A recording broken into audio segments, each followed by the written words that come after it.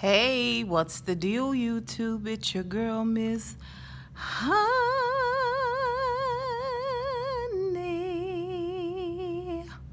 Welcome back to the channel, you guys. Here to do a super quick review for Real Housewives of Atlanta. I don't even know what this episode is called. It's a Hope Floats, Queen of the Float, Float of the Float, Love Float Boat? I don't know. Anyway, the episode was much ado about nothing. I was so teed off that I couldn't find the episode anywhere on demand. They had done a switcheroo with Real Housewives of Atlanta and Real Housewives of Orange County, which is uber boring if you black to me. I just found no interest in it. And it took me a minute to really believe that, even though I had clicked on this episode about the boat floating, or float the boat, or float on the float, of Real Housewives of Atlanta, that I thought it was like, oh, are they doing like a little short for Real Housewives of OC? It was the episode. Somebody had mixed up Real Housewives of Atlanta with Real Housewives of OC, and the Housewives of Atlanta episode for last Sunday was not out there. Well, that's how I watch.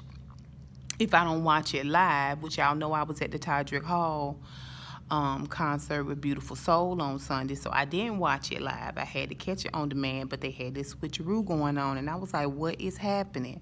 So I watched Married to Medicine, did Married to Medicine review. That's up now. Y'all check that out. Thank you to everybody who's comment down below. I'm going to do this before I leave work. Now, I have already wiped all of the makeup off of my face for my drive home, because when I get home, I'm going to do a little bit of research on a couple of videos I got coming up for you guys, and I don't want anything to hinder me. Plus, I want to watch all my Real Housewives of Atlanta reviews for all my people that I love and that I watch on my way home, so I won't feel obligated to do it when I get home. That's why I need to do this review for Real Housewives of Atlanta now. So, let's talk about this episode. First of all, we're just going to talk about the girls one by one, because it's really not that much. The way they ended it with NeNe coming up them few little steps to the float and kind of halfway meeting and passing Cynthia, not quite passing her.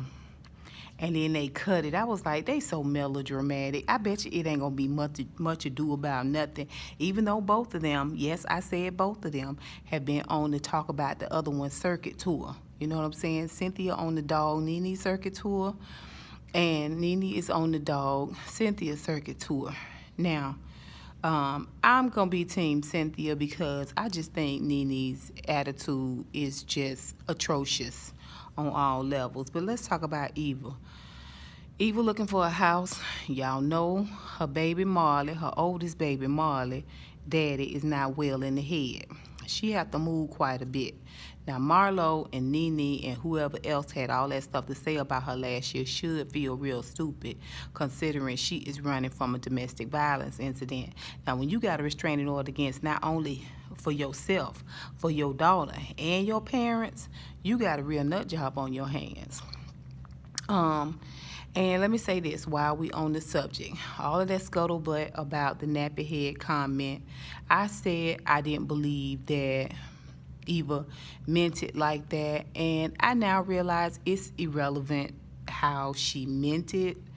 I guess it goes towards intent, but then seeing a lot of videos out there where she has had some kind of questionable things to say about women of color, I realize now that what she said was not only mean, but for a lot of people it was super duper hurtful.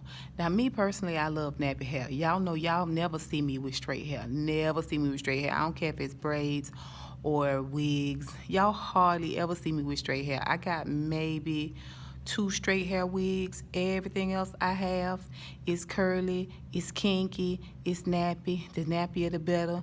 I want my hair straight for so long, being in the Pentecostal church. That stupid little bob, I will never do that again. No. I like nappy. I like men with nappy hair. I like men with nappy chest hair. I like kinky hair. I'm talking about dense, thick, the kind that if you comb it off the one side, it just stick there like that. I love putting my fingers in that hair. I think it's beautiful. I don't care for silky straight hair. I'm not trying to offend those of you who have silky straight hair. But you call me nappy, I'll be like, oh, you think so? You think so? Really? Because I don't like straight hair. I don't like straight hair on me. Everybody loves straight hair on me. I like my hair to be kinky. I like it for it to be sculptural. Do you know what I mean? I like it to have shape and it for it to be architectural.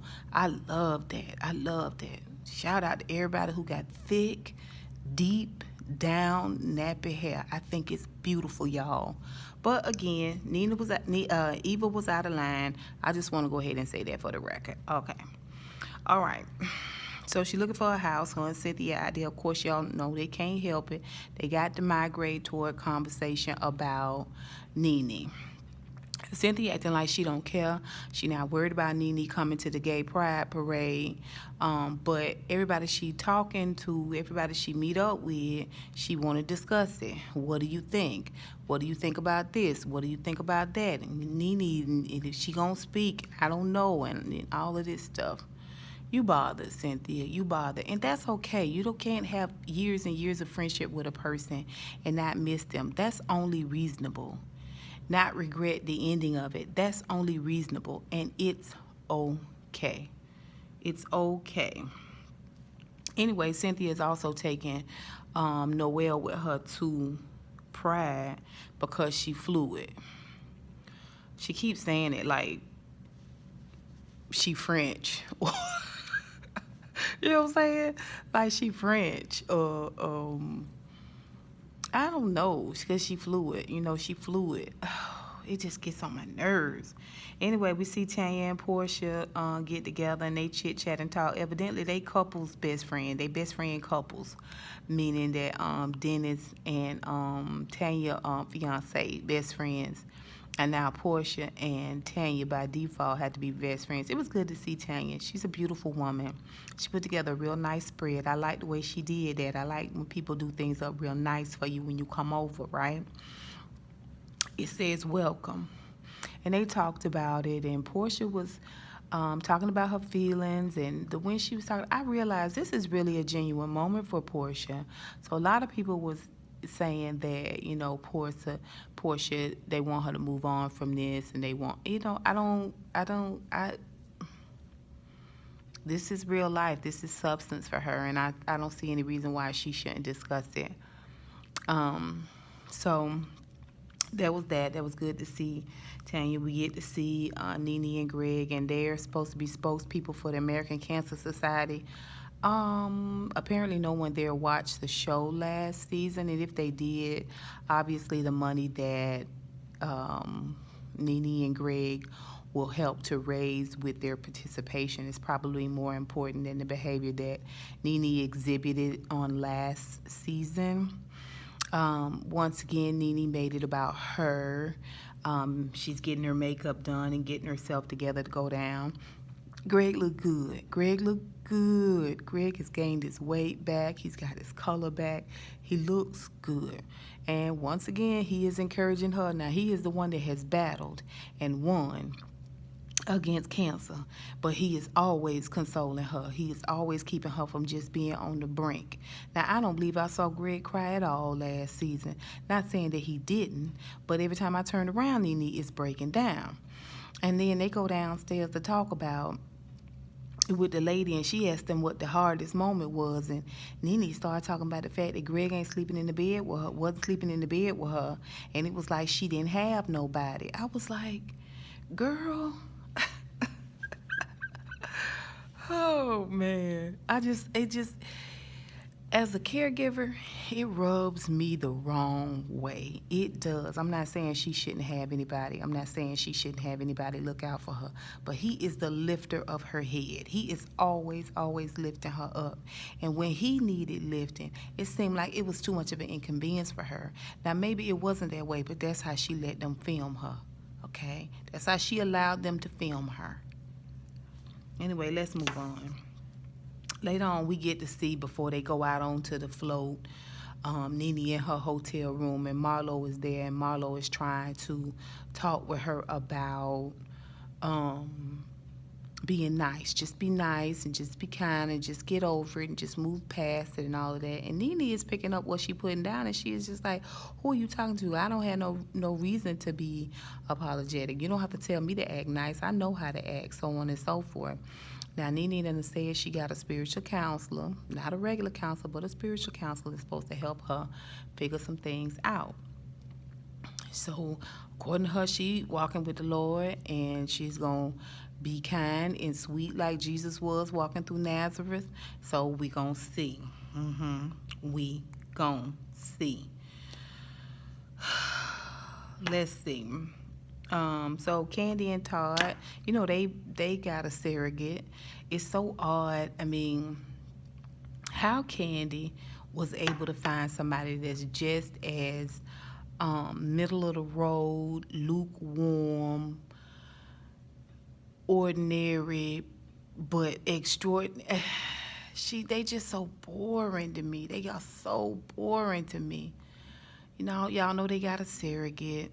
She's supposed to call a surrogate. They had to talk about what room they're going to put the surrogate in, and they're going to drop the little tidbit about the fact that people was giving Todd what for, because his daughter, who is in the room where the baby is probably going to stay, but Kandi don't want to kick her out, but Todd let her know that she want to pursue this modeling role, and so she going to sell her car, turn her car back in, and move to New York, and make her go a modeling. And he told her she ought to at least get a job and stack some money while she was there. I was like, she had a plan and it didn't include a job when she told it to you?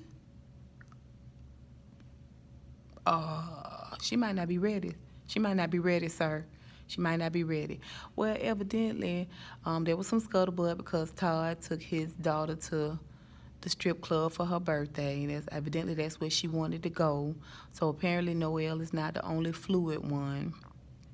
I'm not really sure why anybody would want to kick it and relax in a strip club for their birthday if they not male, or not a woman who not into females, because it's wall-to-wall pussy, nipples and areolas everywhere. You know what I'm saying? And if you see nipples and areolas and pussy every day, like I do, every day, every morning I see it, every night I see it. 3 or 4 times during the day, I at least get to be aware of its presence. You know what I'm saying? So why would you then want to go and see somebody else's pussy? And you're not in the pussy.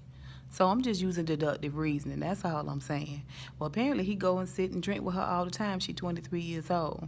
Kandi is not necessarily here for it or against it. She just don't understand why everybody's so invested in it. I don't know why they invested in it either. He can do whatever he want with his daughter, as long as the law stated it's legal, okay, and who cares? Who cares? They are a snooze fest. They are extra, extra boring in my opinion.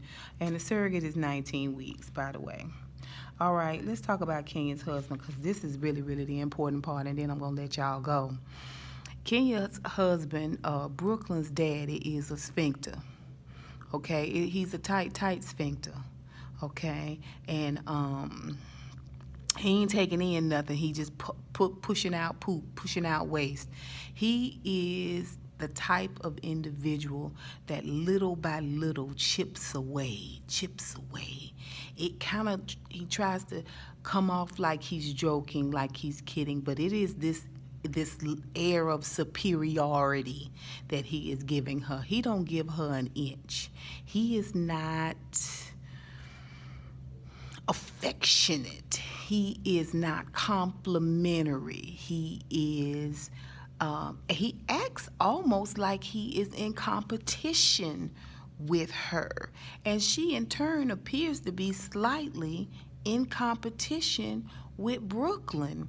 She not literally, but she does want him to choose. I wouldn't say she want him to choose.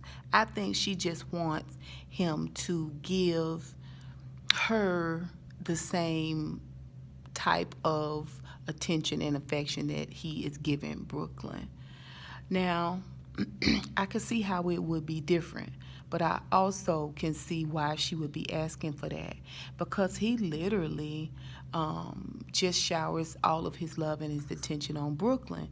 And the thing about it is, the things that he's doing while he's playing with Brooklyn, it slights her. It slights Kenya. She's aware of it. She knows it. She's felt the great pulling away. She has. And it is just, it's crazy to me, because women can be the most beautiful woman in the world. She can be the most successful woman, a doctor, a lawyer, and she still will let a man put her in this place where she is so insecure. You can just tell that she's not playing. She's not kidding. You can see the panic on her face when she realized she didn't have eggs. She knew he was going to say something. She knew he wasn't going to let it go. She knew it. She knew it. And she tried to talk to him about the restaurant. He wouldn't even give her the respect of having a discussion with her about it. He refused to discuss it with her. He gave her a limited conversation. She tried to keep that conversation going, trying to make it a little bit more in depth. I don't know if he did that because of the cameras, or if he's just trying to say, stay out of my business.